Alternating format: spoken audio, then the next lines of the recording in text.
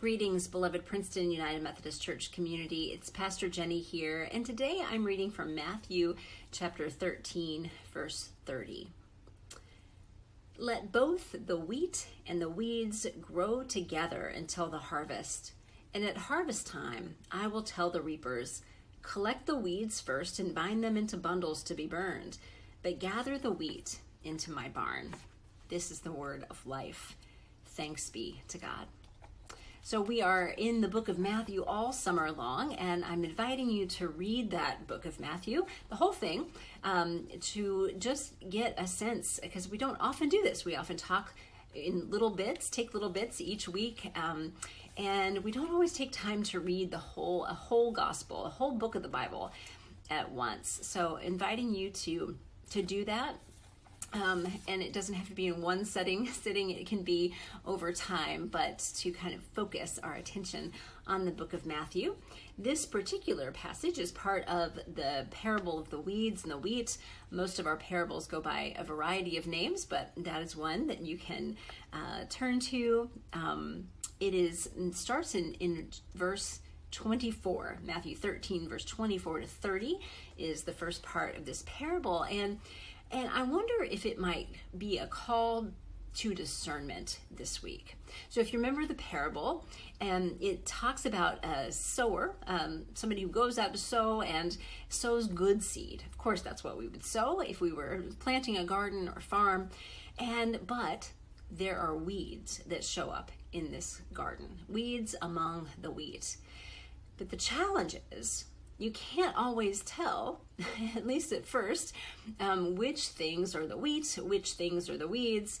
And so the parable goes that the owner says, let them all grow up together. And then when it's time for the harvest is when they can be separated out.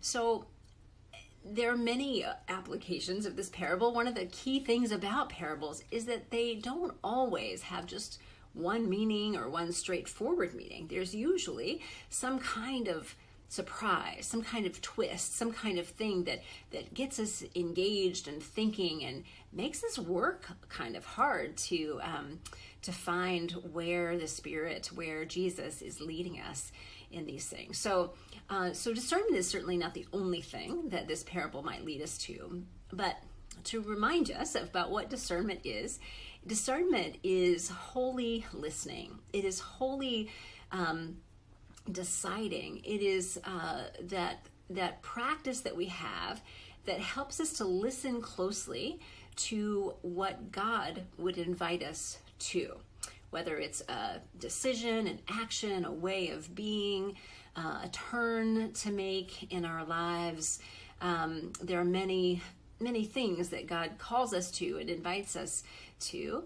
And part of this is also, part of the practice of discernment is also putting our own, it's not getting rid of our wants or our needs or our opinions or our thoughts, but it is kind of holding them to the side for at least a part of the time to be able to listen with a free and open and ready heart and life to where God is inviting us to go.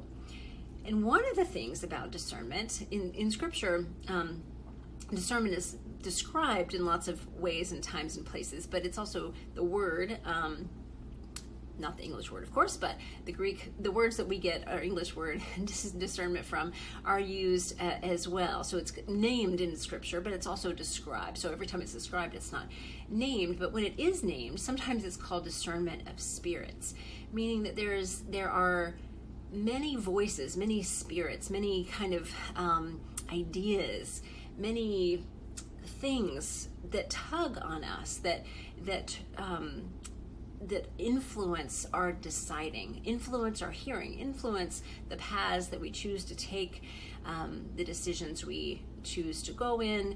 And discernment is about sorting through all those different voices to find God's voice, to find that voice that is our touchstone, our primary guide and giver of life.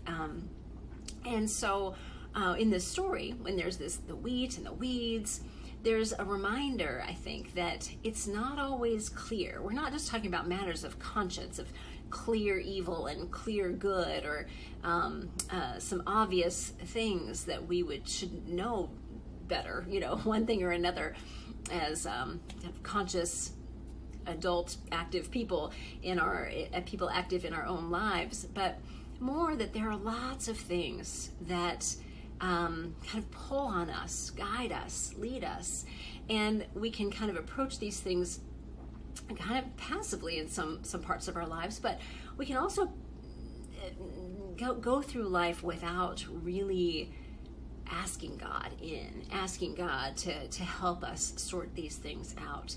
So I invite us to that practice of discernment.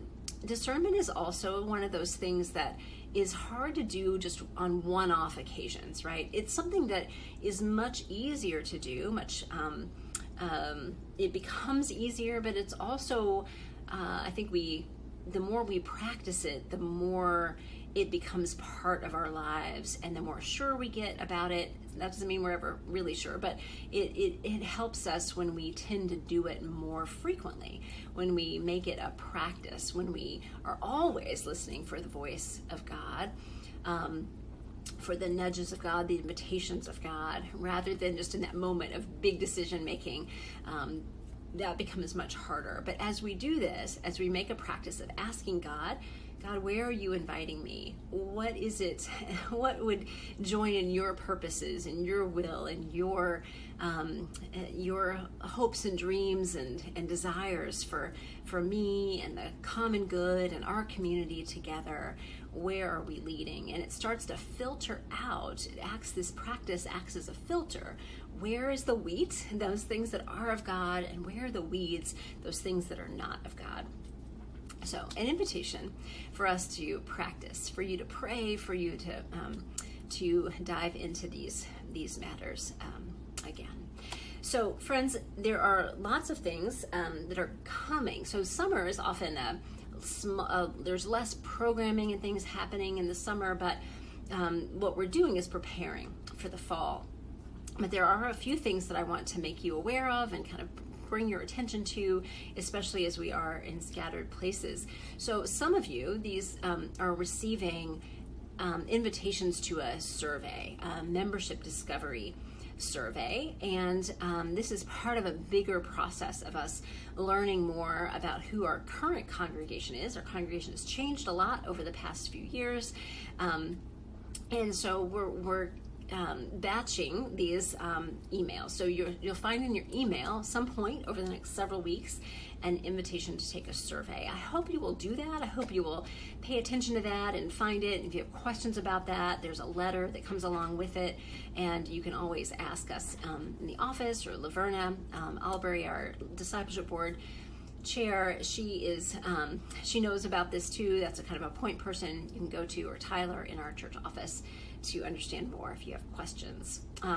Also, we're going to be having some gatherings after worship in the next couple of weeks, or several weeks. Some will be about our desire to shift the giving in our congregation and flip the giving pyramid. If you looked at our congregational letters that we've been sending out and other communications lately, you'll see what that means. There's a giving pyramid, and you can kind of see how it needs to be flipped. So we'll link to that as well in this email, but come in here and give us input about how that could happen. We're also we're launching some new discipleship groups in the fall. Some of these are going to be long-term groups that meet very frequently and regularly, weekly, over the course of the academic year coming up. But there will also be short-term groups that don't meet as long. And but we would love to invite you into these groups. So there's going to be some information about that as well.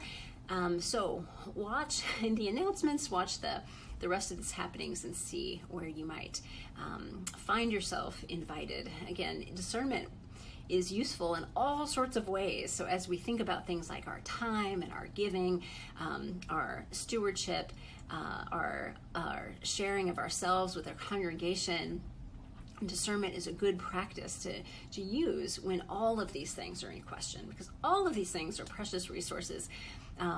Nothing is more precious than ourselves, our time, our talent, our treasure, but this is also what we have in abundance from God and what we share with one another through our congregation. So I invite you into prayerful discernment about those specific things, but also in this bigger general way as we read this parable together.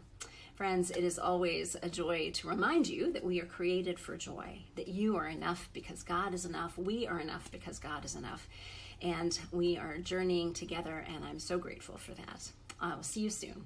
Blessings.